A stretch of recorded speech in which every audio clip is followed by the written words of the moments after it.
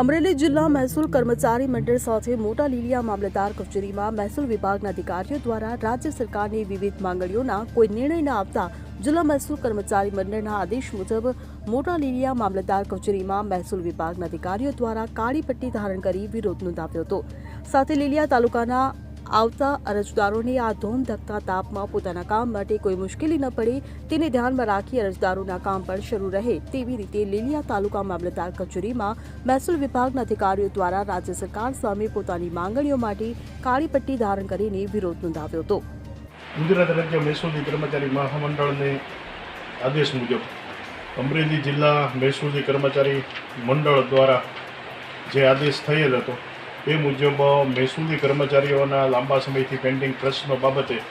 સરકારશ્રી દ્વારા કોઈ હકારાત્મક ઉકેલ માટેનો કોઈ પ્રયત્ન હાથ ન ધરતા મંડળ તરફથી ધીમે ધીમે તબક્કે જે આંદોલન અને હડતાલ ઉપરની જે કાર્યવાહી હાથ ધરવામાં આવેલ છે તેને અનુલક્ષીને આજરોજ 22 તારીખના રોજ તમામ મહેસૂલી કર્મચારી મંડળોએ અરજદારોના કામ ખોટી ન થાય, અરજદારો આ તડકાની અંદર તેમના કામ માટે કચેરીની અંદર આવે તો તેમનું કામ થઈ જાય તેવા હકારાત્મક અભિગમ સાથે અમે અમારા પ્રશ્નોને પણ વાચા આપી શકીએ તે માટે થઈને આજે અમે કાળી પટ્ટી ધારણ કરી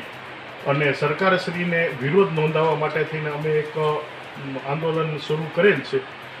આ માટે થઈને માત્ર ને માત્ર અરજદારો અને સામાન્ય જનતાઓ કોઈ હેરાન ન થાય એવી અમારી